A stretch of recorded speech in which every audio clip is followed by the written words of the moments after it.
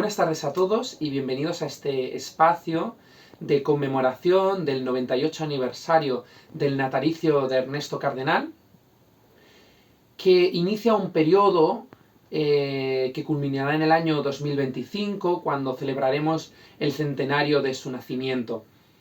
En primer lugar, en nombre de la Ernesto Cardenal Foundation, me gustaría dar nuestro más sincero agradecimiento al patronato por su implicación y dedicación en la difusión del bagaje cultural y poético de Ernesto Cardenal, así como por su trabajo en la defensa de los derechos humanos y la promoción de la poesía latinoamericana en el mundo. Igualmente, quiero mostrar nuestro agradecimiento a Centroamérica Cuenta por su apoyo en la persona de su directora Claudia Neira, y a todos los intelectuales y poetas que apoyan la labor que se desarrolla en la Fundación.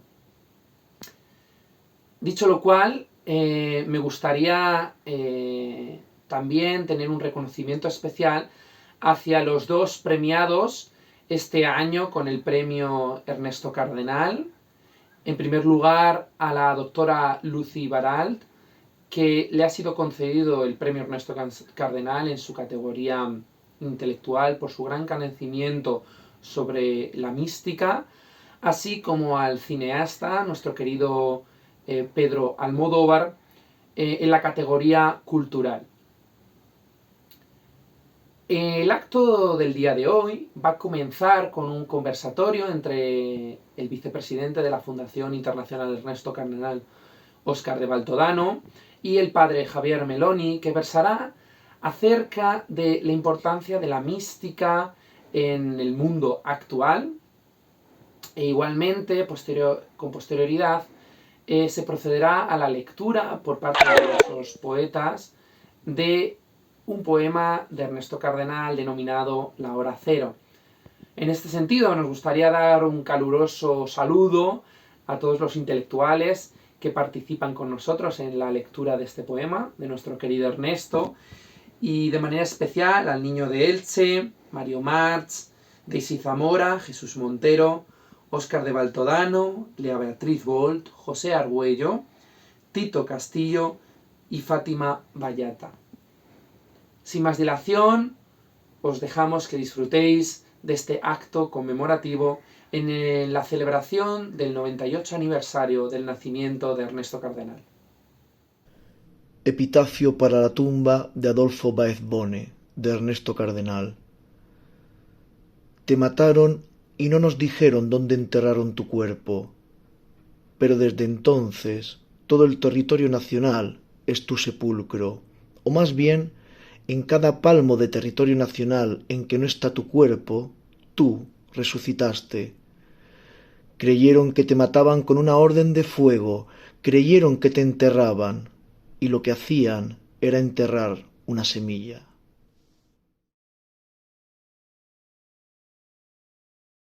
Muchas gracias por aceptarnos esta invitación para conversar un poco sobre una cosa que, bueno, es difícil dibujar con palabras, pero vamos a intentar ponerle nombre, ¿no?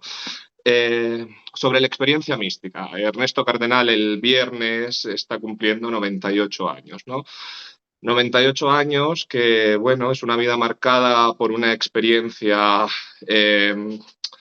personal que tiene justo a raíz, bueno, la experiencia de Cardenal, lo cuenta él en una de sus obras, es una experiencia un poco curiosa, porque empieza siendo una experiencia política, ¿no? Él tiene la gracia del arrebatamiento místico cuando ve pasar una de las caravanas del presidente Somoza, ¿no? Entonces es Lo curioso. recuerdo haberlo leído y también me impactó mucho ese contraste que hay, sí, entre el cielo y el infierno, sí, sí. Sí, y curiosamente es después de esto que el cardenal se plantea, ¿no?, su ingreso a la trapa. Casualmente da con Merton, que al final Ernesto no sabe que Merton será su maestro de novicio. Tengo entendido que Cardenal ya se carteaba con Merton, porque intentó traducir alguna de las obras de Merton, pero cuando empieza a cartearse ya con la abadía de Getsemaní, Merton no escribe como Thomas Merton, sino con su nombre seglar. Entonces, bueno, este tipo de casualidades interesantes. Entonces, a raíz de esto, pues nos apetece que nos ilustre, que nos llene un poco sobre esta curiosidad en la experiencia de la mística de Ernesto, ¿no? Porque al final sí fue su experiencia primaria, pero también fue su experiencia que le generó cierto debate hasta el último día de su muerte, ¿no? Como un sacerdote católico, un monje, empieza a tratar el tema de la política, se mete en la situación social de su país, etcétera, etcétera. Y es un poco lo que queremos ver si nos puede ilustrar de alguna manera, ¿no? Porque la riqueza o el pincel de la experiencia es muy variado, ¿no? Tenemos experiencias místicas como la del mismo Panikkar, que es un poco este diálogo interreligioso, ¿no? Esta realidad de que todo es uno, que ya Ernesto también lo dice. Experiencias de reforma como la de la misma Santa Teresa, experiencias como la de Cardenal, que al final sirve a la Iglesia hasta el último momento porque acata lo que le manda la institución, pero sirve también a su país, ¿no? Y ilustra a través de su obra esta experiencia, porque toda su vida es una luz que brotó de aquella experiencia. Entonces, bueno, le intentamos escuchar en esto. Bueno, la fenomenología de la experiencia mística es inmensa, digamos, ¿no? Como bien dices, ¿no? Pero podríamos decir que hay algo en común en todas ellas, ¿no? Que es un aumento, una intensificación del campo o bien cognitivo, o bien afectivo, o bien perceptivo, o bien las tres cosas a la vez, de nuestro pequeño yo, digamos, ¿no? Es decir, si los seres humanos somos, digamos, un campo reducido de conciencia, que podemos hacer a mí me ayuda a hacer esta trilogía, ¿no? Hay una parte cognitiva, una parte afectiva y una parte perceptiva, y las tres son formas diferentes de conciencia, no solo la mental es una conciencia, la afectividad es una forma de conciencia y la percepción corporal es otra forma de conciencia, con sus 5 sentidos, además, ¿no? Entonces, pues, lo que entendemos por experiencia mística es una expansión de este campo de conciencia, o bien en las tres cosas a la vez, o bien en alguna de ellas, ¿no?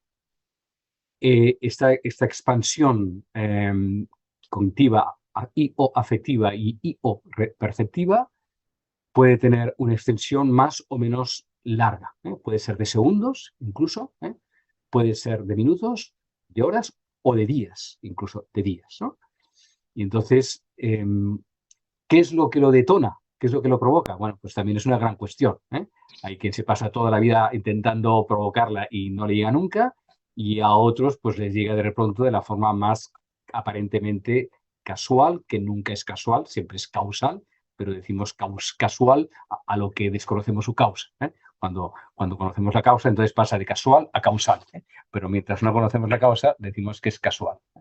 Lo cual yo creo que es un signo de nuestra cortedad cognitiva. Pero bueno, porque no hay nada casual, ¿eh? Todo es causal, lo que pasa es que esas causas son remotas y entonces en el momento en que se produce ese clic, pues como por ejemplo lo que acabas de mencionar, ¿no? Porque en ese momento, ante ese cortejo de Somoza, un joven, se le abre eso. Bueno, pues si el instante presente, es la condensación de lo que ha sido y de lo que será, ¿no?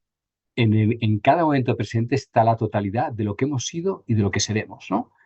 Entonces, aunque nosotros ese momento lo vivamos como presente, ahí está recogido todo el pasado y todo el futuro, ¿no? Entonces, lo que pasa es que como nosotros vivimos seccionadamente la temporalidad, pues separamos el pasado, presente y el futuro, ¿no?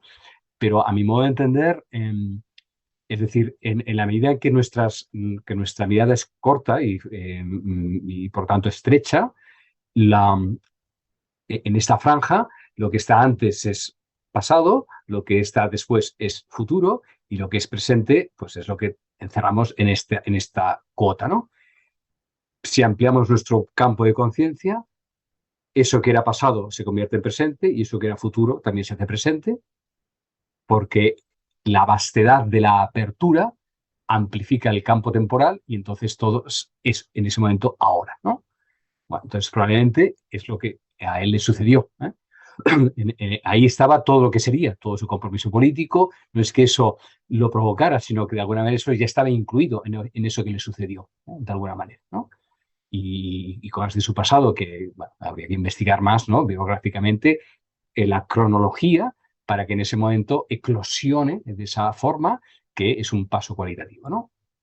Entonces, podemos decir que hay experiencias místicas fundantes, como fue esta, fundantes pues que marcan un antes y un después en la vida de los que ya nada puede ser del mismo modo, pero también pueden haber otro tipo de experiencias más efímeras que dejan una pequeña brecha, pero que no llegan realmente a modificar la visión de una persona, ¿no? Entonces, hay, como digo, diferentes categorizaciones, diferentes intensidades o extensiones en el tiempo de esas experiencias, ¿no?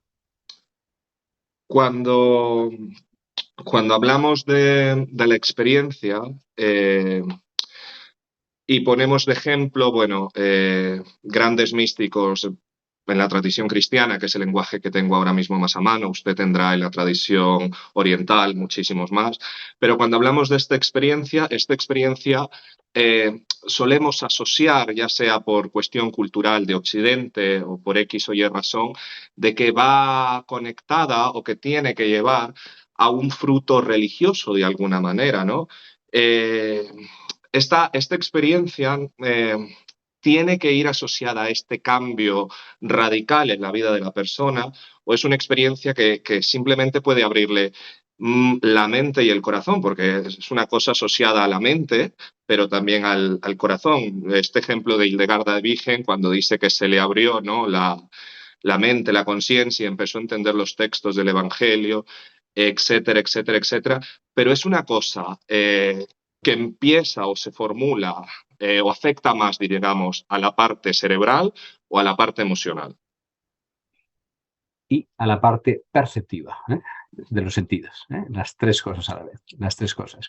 Más depende, hay personas que o por manera de ser o porque ese tipo de experiencia se le da más de una forma, como digo, mental cognitiva, puede ser más afectiva, puede ser más perceptiva.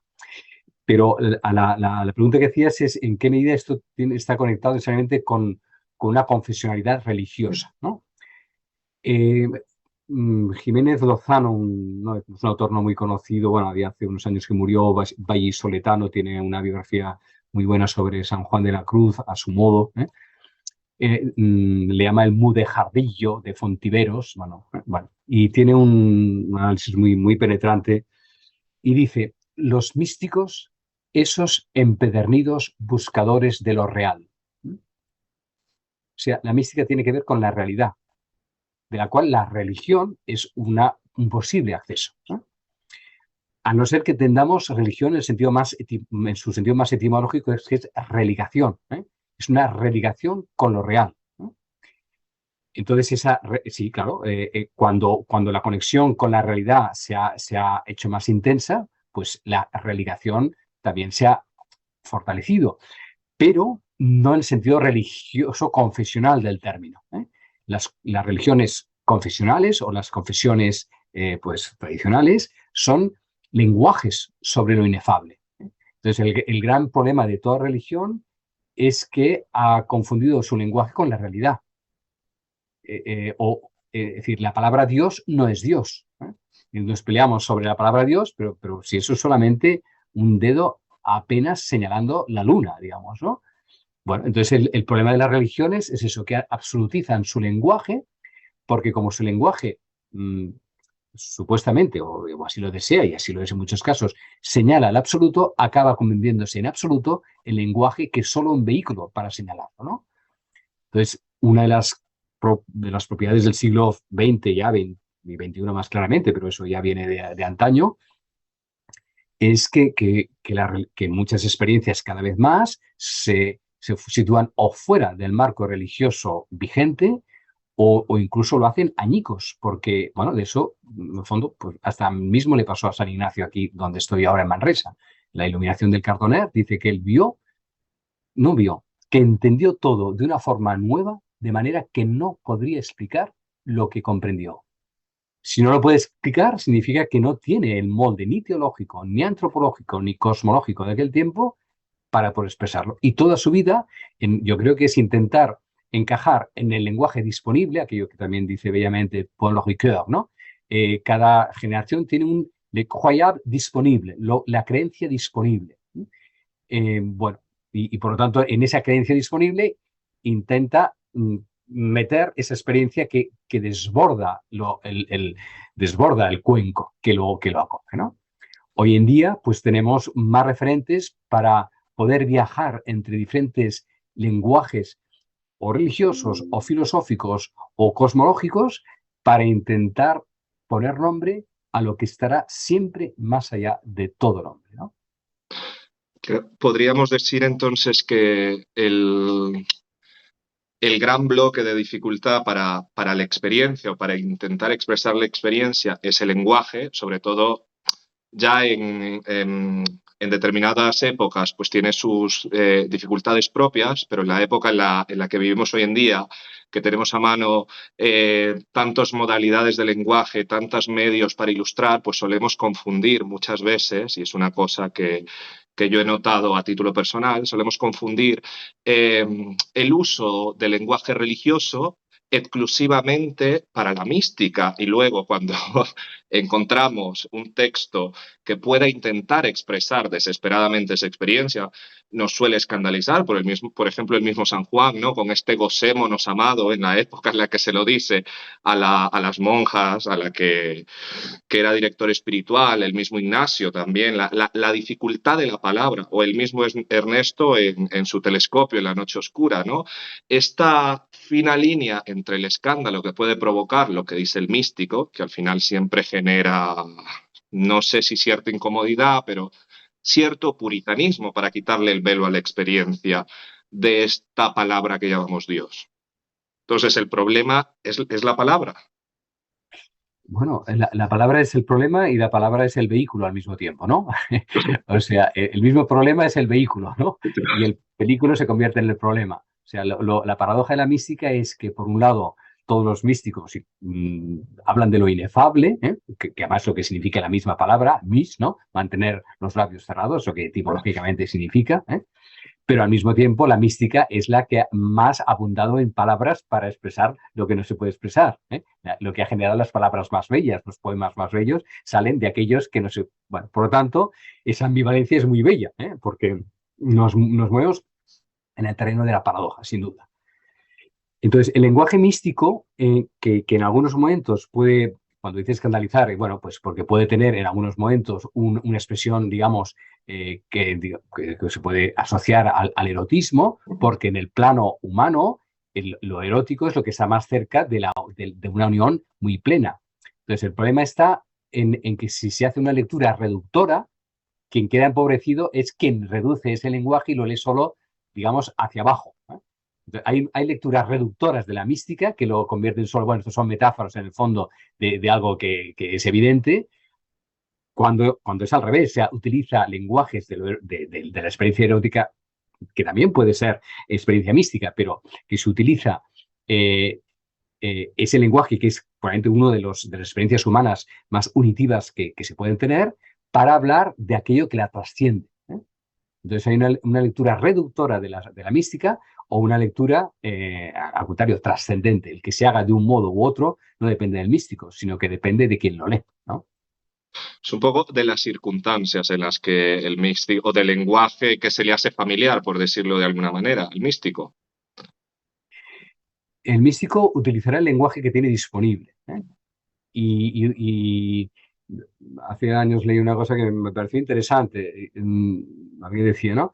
Los místicos que han tenido experiencias sexuales previas a su conversión no utilizan el lenguaje nupcial erótico, no lo utilizan, porque lo asocian a algo que ellos han dejado. En cambio, aquellos místicos que no han tenido experiencia sexual utilizan el lenguaje erótico porque no está connotado de esas experiencias. Pasa igual con el Islam. En el Islam se utiliza mucho el lenguaje de la embriaguez y ellos no toman vino. Entonces, lo pueden utilizar porque no lo toman, porque no hay equívoco, pero utilizan una experiencia límite, como puede ser o la experiencia erótica o la experiencia de la embriaguez, para hablar de aquello que la trasciende. Porque si nos quedamos solo de hacia abajo, y eso no es experiencia mística, es una experiencia erótica sin más. Todavía ahí no hay mística. Entonces juega con esa ambivalencia.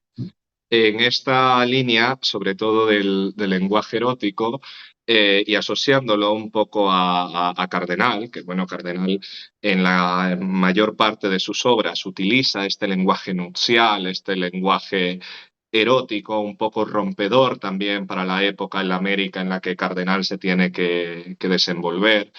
Eh, y me viene asociado, me viene de vínculo de unión un poco a esta no necesidad, porque yo creo que no, ningún místico lo hace por necesidad, pero sí curiosidad que después de la experiencia se termina de romper el dogma, por decirlo de alguna manera, el conocimiento que tenemos hasta el momento, porque es algo fuera de lo que hasta ese momento tenemos a mano. Entonces, ya sea, por ejemplo, me viene esta expresión de Rabia Alaví, la mística islámica, ¿no? Parecido al no me mueve mi Dios para quererte, que en el momento también el que lo está haciendo, 200 años después, 150 años después todavía, tenemos esta imagen de este Dios del Antiguo Testamento, un poco un Dios marcador, ¿no? Y esta mujer que luego lo utilizamos nosotros y lo utilizarán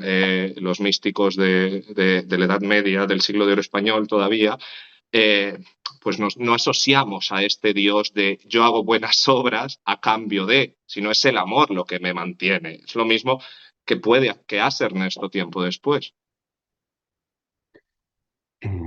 Pues, es decir, vamos a ver, el dogma de cualquier religión es un molde eh, supuestamente propedéutico, o sea, vehiculador de una dirección, indica una dirección.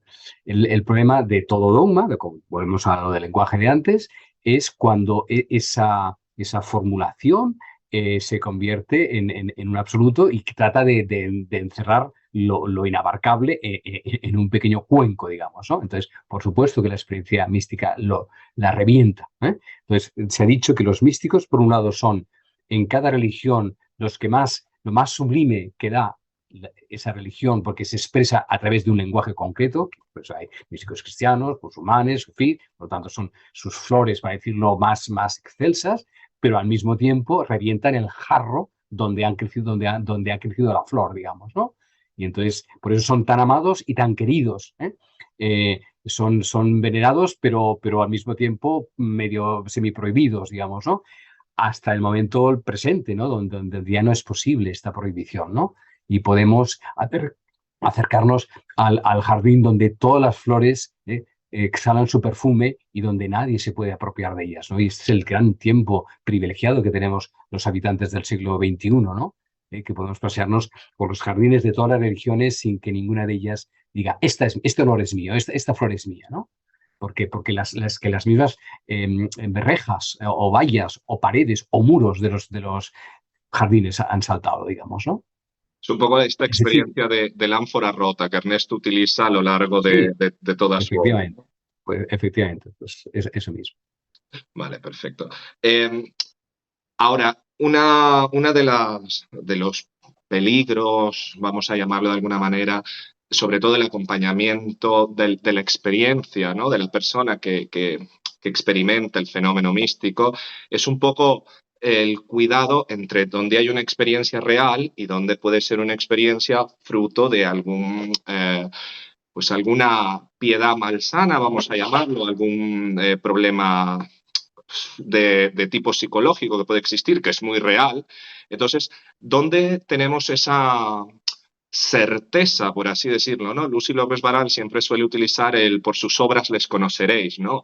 Pero el problema es que muchos místicos pues terminan su vida oculto porque lo que les ha tocado, ¿no? El volver a fregar los cacharros, diría Santa Teresa. Pero ¿dónde tenemos esa seguridad de que una experiencia es auténtica y de que hay cosas que no son experiencias, que simplemente es piedad? o piedad o alucinación o cualquier otra cosa, digamos, ¿no? O sea, piedad es en la parte religiosa, pero puede ser pues delirios de grandeza o sustitutos de lo real porque uno no puede soportarlo. Entonces se crea un mundo imaginario que le compensa, digamos, su soledad o su frustración o lo que fuere, ¿no? Yo creo que el criterio, como dices, el criterio de discernimiento, utilizaría esta palabra, ¿no? Para saber, yo creo que certeza y seguridad en términos de la mística, olvidémonos, no hay ni certezas ni seguridades. Lo que hay son indicios, caminos, son como olfatos, ¿no? Que dice esto suena auténtico, esto suena a un constructo, digamos, ¿no? Para mí, el criterio de discernimiento es que sean fuente de vida, crean más vida, son creadores de realidad, acercan a la realidad y recrean la realidad en un punto de encuentro, ¿no? O sea, digamos que la experiencia mística es un momento de expansión, ¿eh? Como decimos, o de la, o cognitiva, o afectiva, o perceptiva, en forma de formas que aparezcan, rostros, mensajes, revelaciones, cualquier cosa que se pueda manifestar en la experiencia mística. El que lo haga auténtica, el criterio de discernimiento para mí de que esa experiencia es auténtica, es que se concreta en algo que es punto de encuentro con los demás. O sea, es una recreación de la realidad en un nivel superior que sin esa experiencia mística no se hubiera manifestado. Si decíamos que la mística es aquella empedernida buscadora de lo real, lo que acreditará, lo que ha encontrado es que es más real su vida y crea más realidad, más vida en torno a su vida para que otros participen de esa experiencia que él ha tenido. Es creadora de realidad, creadora de vida, creadora de comunidad, creadora de conexiones, creadora de más posibilidades, que es la gran diferencia con la persona que alucina o con ¿no? La persona trastornada que vive su mundo, pero totalmente separado y los demás además no tienen acceso, ¿no? Y además se queda muy a la defensiva. La persona mística es oblativa, digamos, ¿no? Todo aquello que vive, de alguna manera, le recorre y lo entrega, ¿eh? Y va perdiendo autorreferencia. Una persona también donde haya trastorno psicológico y asociado a una cierta posible, acaba siendo muy autocentrada, muy autorreferida. En cambio, en la verdad místico es su ego, su yo, su autorreferencialidad se va diluyendo en la realidad, ¿no? Y se convierte en pasaje de mayor realidad. Este para mí es el criterio. En esta misma línea, si hablamos de que el místico siempre utiliza el lenguaje que tiene a mano, lo que puede, ya sea, bueno, generalmente siempre es a través, o muchas veces es a través de la poesía, que nos ha dejado obras magníficas, pero generalmente, o al menos, bueno, yo, a mí necesito que me ilustre usted, pero generalmente el místico tiene una idea de este ser supremo, de esta divinidad que llamamos Dios o que le podemos llamar amor o que le podemos llamar como nos dé la gana. Pero una persona agnóstica, no vamos a llamarla atea, pero una persona agnóstica que deja ahí la posibilidad de no estoy seguro, nos es capaz de llevar a cabo, de tener la experiencia. ¿Me preguntas? Sí. Para mí, al cabo de los años, yo distingo no entre personas creyentes o no creyentes, sino entre personas abiertas y personas cerradas. Porque uno puede llamarse muy creyente y estar muy encerrado en ese mundo que todavía que es una cosa blindada y por lo tanto no hay nada de auténtica creencia, para decirlo así, porque eso no es más que una blindación de sus propios miedos, y personas llamadas no creyentes que están muy abiertas y muy disponibles a lo inefable, ¿no? Por tanto, la distinción es entre personas abiertas y personas cerradas. Personas disponibles y receptivas, donde permiten esta apertura, ¿eh? A niveles de conciencia superiores y que no se protegen porque están como disponibles a que eso pueda suceder, ¿no? O sea, Eso para mí es la diferencia básica. El puente de unión es la apertura, ¿no? La apertura a la experiencia, lleve el nombre que lleve. Pues la yo creo apertura que a la realidad. a la realidad. Perfecto. Yo creo que con esto que nos ha ilustrado, padre Javier, nos nos acerca un poco más a entender a Ernesto, porque al final yo creo que Ernesto, la experiencia de Ernesto es todavía joven, necesita estudio y necesita que la gente se acerque más a esa experiencia espiritual de la que parte su política y su poesía. Así que le agradezco muchísimo que se haya tomado el tiempo para estar aquí y acompañarnos. Pues yo encantadísimo de participar en este evento, porque yo leí desde ya mi juventud o adolescencia pues, obras de Ernesto y lo he seguido. Y luego además su proyecto del Solentimame me pareció extraordinario. O sea, para mí ese sería un criterio de realidad, de credibilidad, ¿no? Cuando la experiencia mística se concreta en algo y eso es fuente de vida, eso es el signo de que eso es verdadero, ¿no? Muchísimas gracias, Padre Javier.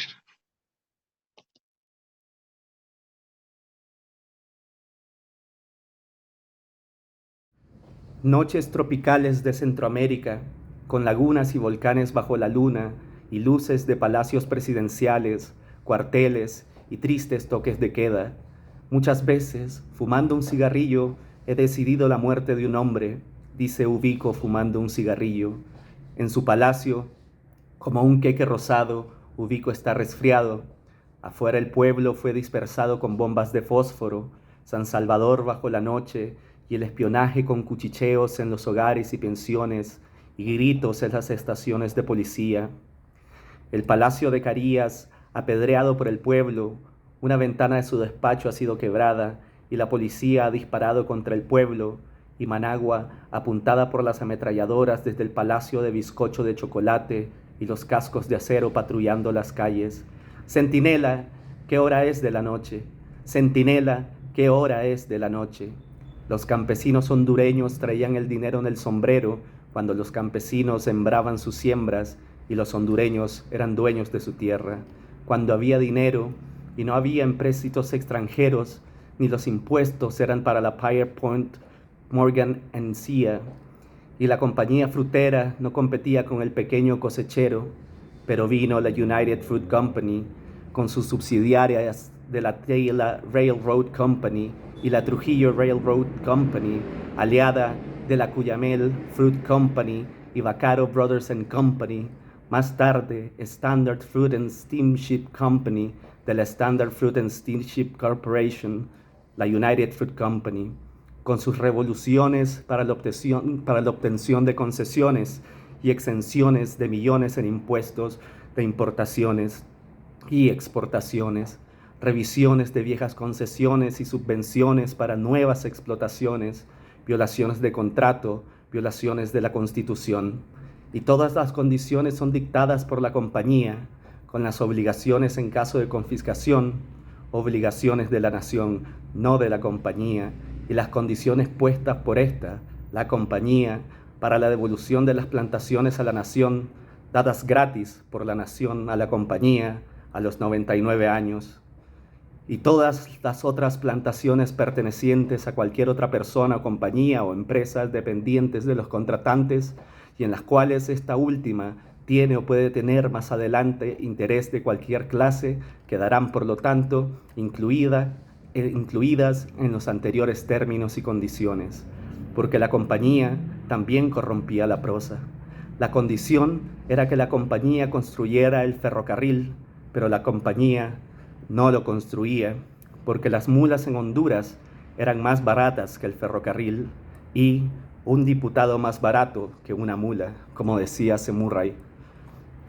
Aunque seguía disfrutando de las exenciones de impuestos y los 175,000 acres de subvención para la compañía, con la obligación de pagar a la nación por cada milla que no construyera, pero no pagaba nada a la nación, aunque no construía ninguna milla. Carías es el dictador que más millas de línea férrea no construyó.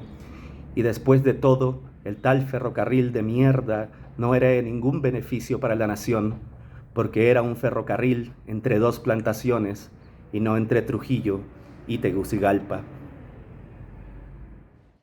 Corrompen la prosa y corrompen el Congreso. El banano es dejado podrir en las plantaciones o podrir en los vagones a lo largo de la vía férrea, o cortado maduro para poder ser rechazado al llegar al muelle o ser echado en el mar. Los racimos declarados golpeados o delgados o marchitos o verdes o maduros o enfermos, para que no haya banano barato o para comprar banano barato, hasta que haya hambre en la costa atlántica de Nicaragua.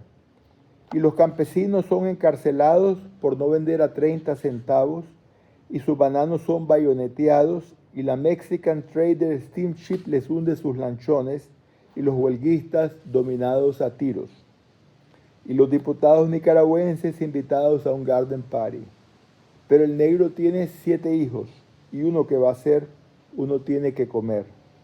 Y se tienen que aceptar sus condiciones de pago, 24 centavos el racimo.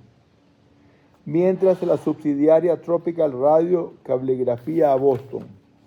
Esperamos que tendrá la aprobación de Boston la erogación hecha en diputados nicaragüenses de la mayoría por los incalculables beneficios que para la compañía representa, y de Boston a Galveston por telégrafo, y de Galveston por cable y telégrafo a México, y de México por cable a San Juan del Sur, y de San Juan del Sur por telégrafo a Puerto Limón, y desde Puerto Limón en canoa hasta adentro en la montaña llega la orden de la United Fruit Company. La United no compra más banano. Y hay despidos de trabajadores en Puerto Limón. Los pequeños talleres se cierran. Nadie puede pagar una deuda. Y los bananos pudriéndose en los vagones del ferrocarril. Para que no haya banano barato y para que haya banano barato. 19 centavos el racimo. Los trabajadores reciben vales en vez de jornales. En vez de pago, deudas. Y abandonadas las plantaciones que ya no sirven para nada y dadas a colonias de desocupados. Y la United Fruit Company en Costa Rica, con sus subsidiarias la Costa Rica Banana Company y la Northern Railway Company y la International Radio Telegraph Company y la Costa Rica Supply Company, pelean en los tribunales contra un huérfano. El costo del descarrilamiento son $25 de indemnización, pero hubiera sido más caro componer la línea férrea, y los diputados, más baratos que las mulas, decía Semurray. Sam Semurray, el turco vendedor de banano al menudeo en Mobile, Alabama, que un día hizo un viaje a Nueva Orleans y vio en los muelles de la United echar los bananos al mar y ofreció comprar toda la fruta para fabricar vinagre. La compró y la vendió ahí mismo en Nueva Orleans, y la United tuvo que darle tierra en Honduras con tal que renunciara a su contrato en Nueva Orleans. Y así fue como Sam Semurray puso presidentes en Honduras. Provocó disputas fronterizas entre Guatemala y Honduras, que eran entre la United Fruit Company y su compañía, proclamando que no debía perder Honduras, su compañía, una pulgada de tierra, no solo en la franja disputada, sino también en cualquier otra zona hondureña de su compañía, no en disputa, mientras la United defendía los derechos de Honduras en su litigio con Nicaragua Lumber Company, hasta que la disputa cesó, porque se alió con la United y después le vendió todas sus acciones a la United, y con el dinero de la venta compró acciones en la United, y con las acciones cogió por asalto la presidencia de Boston, juntamente con sus empleados presidentes de Honduras, y ya fue dueño igualmente de Honduras y Guatemala, y quedó abandonada la disputa de las tierras agotadas, que ya no le servían ni a Guatemala ni a Honduras. Había un nicaragüense en el extranjero, un nica de Niquinomo, trabajando en la Huasteca Petroleum Company de Tampico, y tenía economizados $5,000, y no era ni militar ni político, y cogió $3,000 de los 5,000 y se fue a Nicaragua a la revolución de Moncada. Pero cuando llegó, Moncada estaba entregando las armas. Pasó 3 días triste en el Cerro del Común, triste sin saber qué hacer, y no era ni político ni militar. Pensó y se dijo por fin, alguien tiene que ser. Y entonces escribió su primer manifiesto. El general Moncada telegrafía a los americanos: todos mis hombres aceptan la rendición, menos uno. Mr. Stimson le pone un ultimátum. El pueblo no agradece nada, le manda a decir Moncada. Él reúne a sus hombres en el Chipote, 29 hombres y con él 30 contra Estados Unidos, menos uno de Niquinomo, y con él 30. El que se mete a Redentor muere crucificado, le manda otra vez a decir Moncada. Porque Moncada y Sandino eran vecinos, Moncada de Mazatepe y Sandino de Niquinomo. Y Sandino le contesta a Moncada: la muerte no tiene la menor importancia. Y a Stimson: confío en el valor de mis hombres. Y a Stimson, después de la primera derrota: el que cree que estamos vencidos no conoce a mis hombres.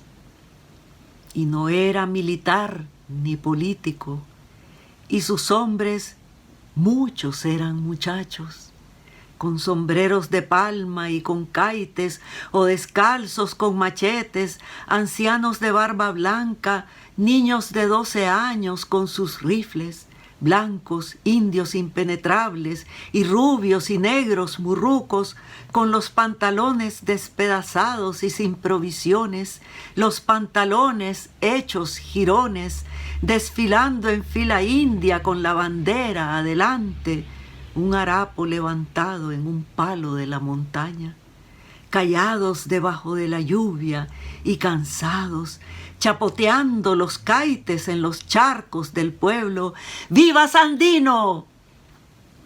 Y de la montaña venían y a la montaña volvían, marchando, chapoteando, con la bandera adelante, un ejército descalzo o con caites y casi sin armas, que no tenía ni disciplina ni desorden, y donde ni los jefes ni la tropa ganaban paga, pero no se obligaba a pelear a nadie, y tenían jerarquía militar, pero todos eran iguales, sin distinción en la repartición de la comida y el vestido, con la misma ración para todos, y los jefes no tenían ayudantes, más bien como una comunidad que como un ejército, y más unidos por amor que por disciplina militar, aunque nunca ha habido mayor unidad en un ejército alegre con guitarras y con abrazos.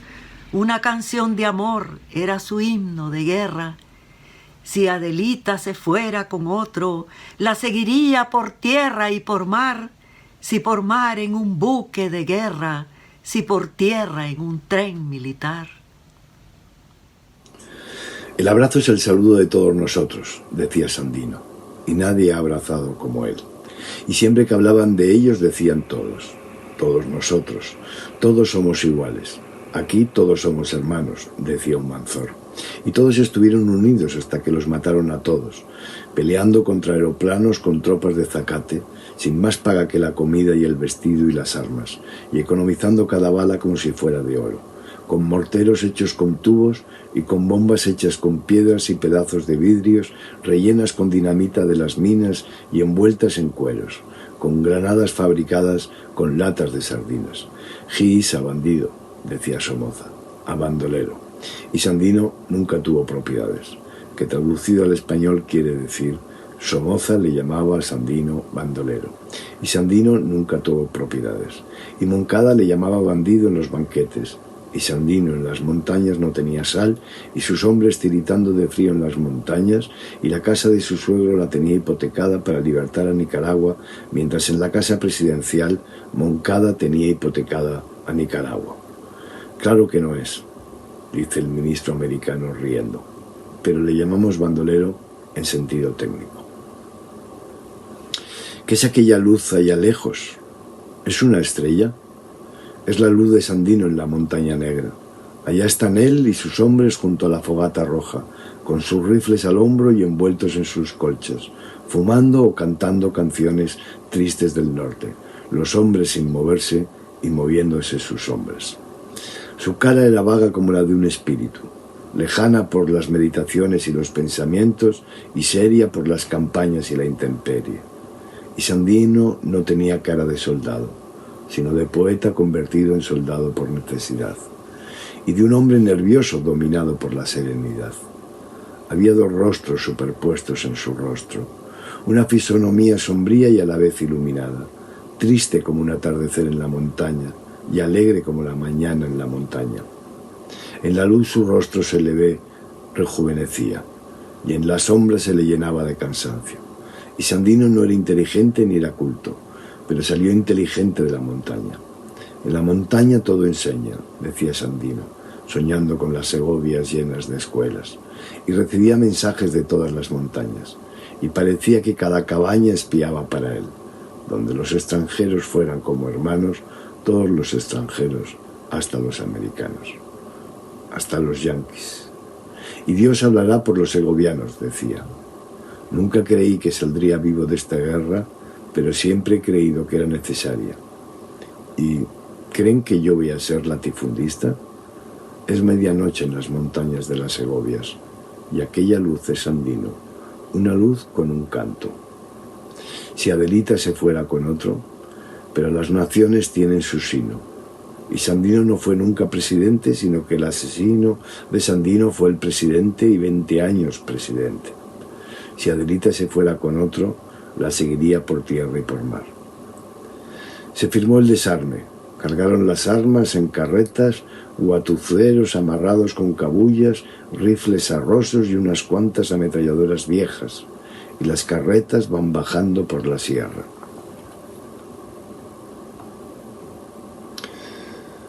Si por mar en un buque de guerra, si por tierra en un tren militar.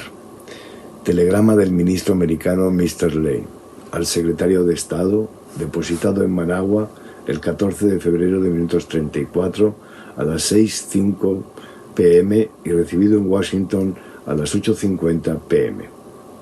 Informado por fuente oficial que el avión no pudo aterrizar en Wee y por tanto la venida de Sandino se retrasa.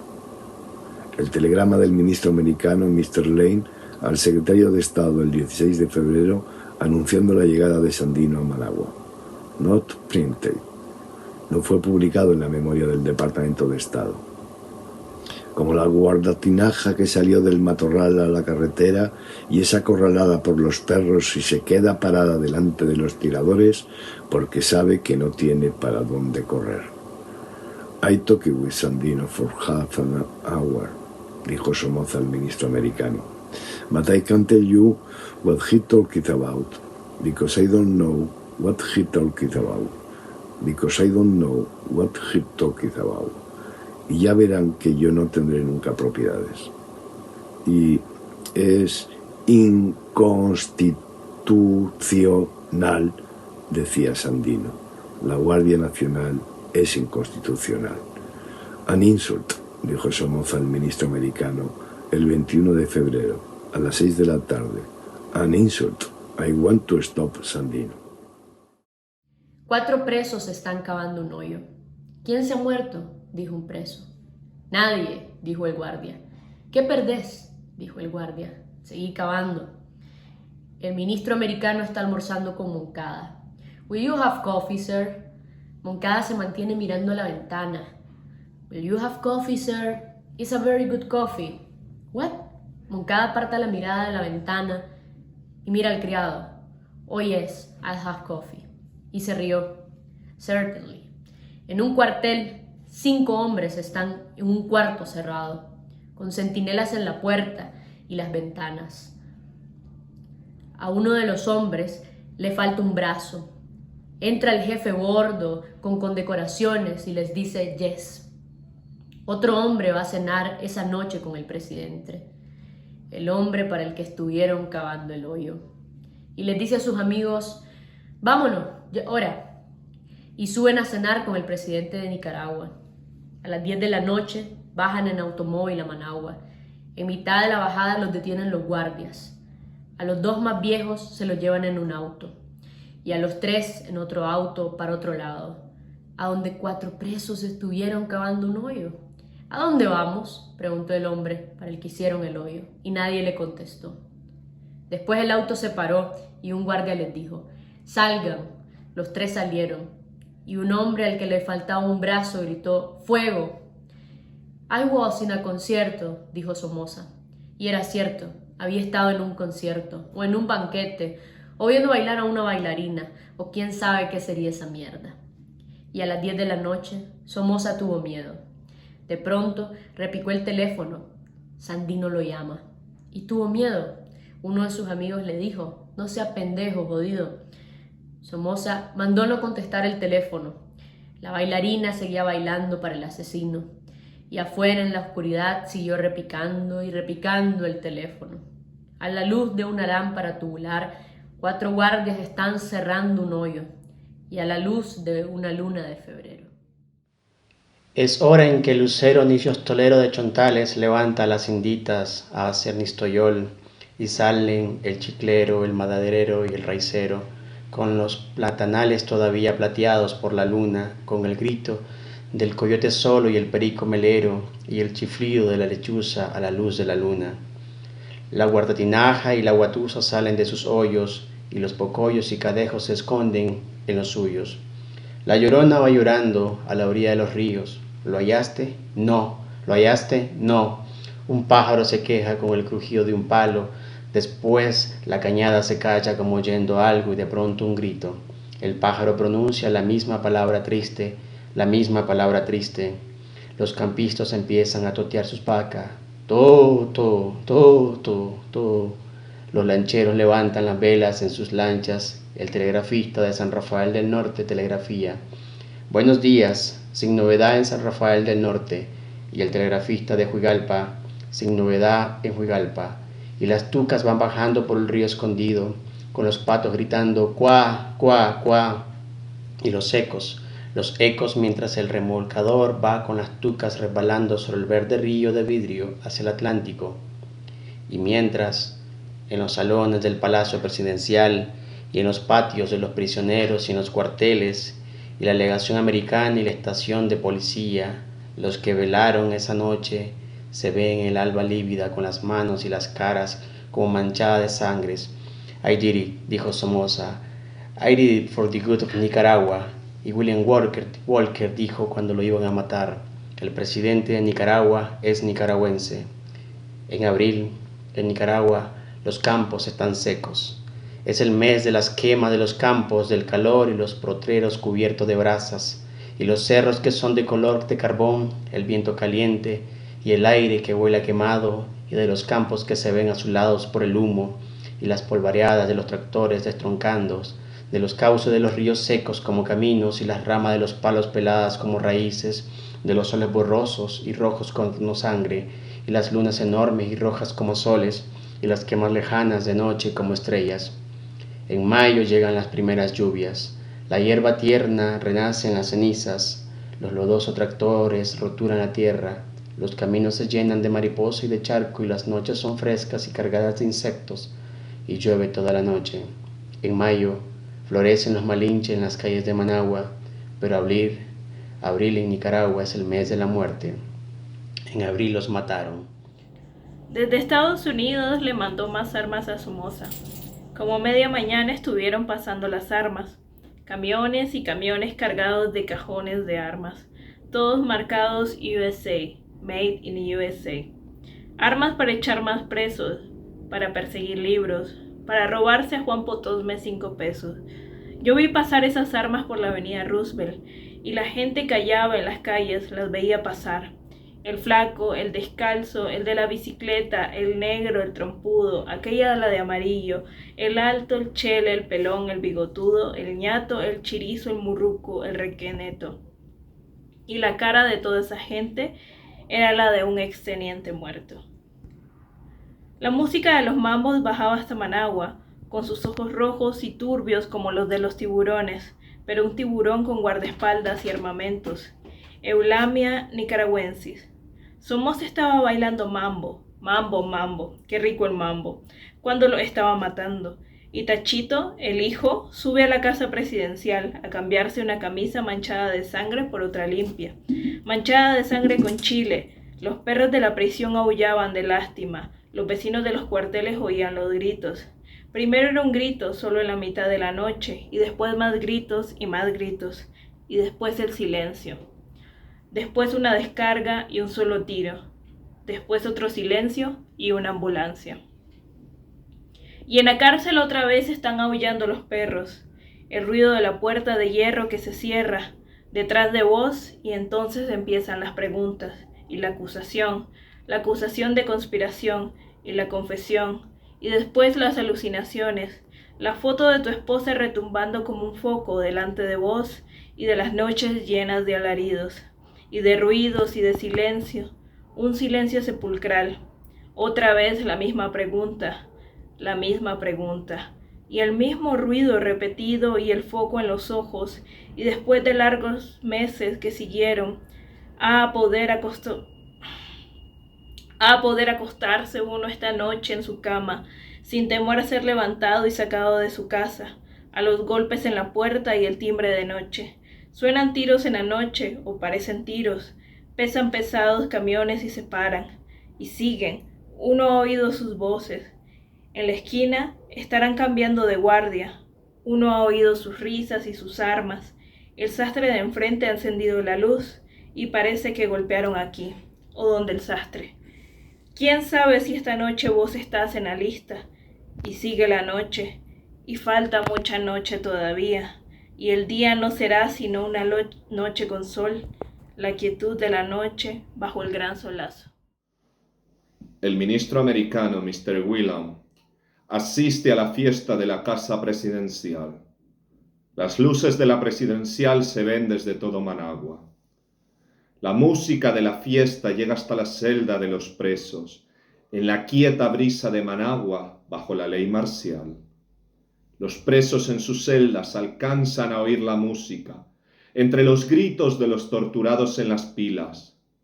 Arriba, en la presidencial, Mr. Whelan dice: "Fine party".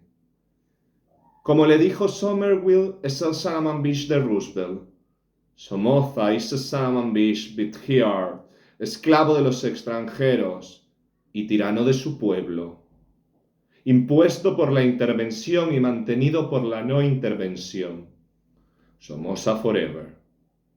El espía que sale de día, el agente que sale de noche y el arresto de noche, los que están presos por hablar en un bus, o por gritar un viva, o por un chiste, acusado de hablar mal del señor presidente, y los juzgados por un juez con cara de sapo, o en los consejos de guerra por guardias con cara de perro, a los que han hecho beber orines y comer mierda. Cuando tengáis constitución, recordadlos. Los de la bayoneta en la boca y la aguja en el ojo, las pilas electrizadas y el foco en los ojos. Es un hijo de puta, Mr. Wills, pero es de nosotros. Y en Guatemala, en Costa Rica, en México, los exiliados de noche se despiertan gritando, soñando que les están aplicando otra vez la maquinita, o que están otra vez amarrados, y ven venir a Tachito con la aguja. Y galán, hombre, decía un campesino. Sí, era él, y galán, hombre, blanco, con su camisita amarilla de manga corta, galán el jodido. Cuando anochece en Nicaragua, la casa presidencial se llena de sombras y aparecen caras en la oscuridad, las caras ensangrentadas. Adolfo Báez Bone, Pablo Leal sin lengua, Luis Gaguardi, mi compañero de clase al que quemaron vivo y murió gritando "muera Somoza", la cara del telegrafista de 16 años y que no sabe ni siquiera su nombre, que transmitía de noche mensajes clandestinos a Costa Rica, telegramas temblorosos a través de la noche, desde la Nicaragua oscura de Tacho. Y no figurará en los textos de historia, y fue descubierto, y murió mirando a Tachito. Su cara lo mira todavía. el muchacho al que encontraron de noche pegando papeletas. Somoza es un ladrón y es arriado al monte por unos guardias riendo. Y tantas otras sombras, tantas otras sombras. Las sombras de las opiloteras de Wiwilí, la sombra de Estrada, la sombra de Humanso, la sombra de Sócrates Andino y la gran sombra, la del gran crimen, la sombra de Augusto César Sandino. Todas las noches en Managua, la casa presidencial se llena de sombras, pero el héroe nace cuando muere y la hierba verde renace de los carbones. Poeta vuela libre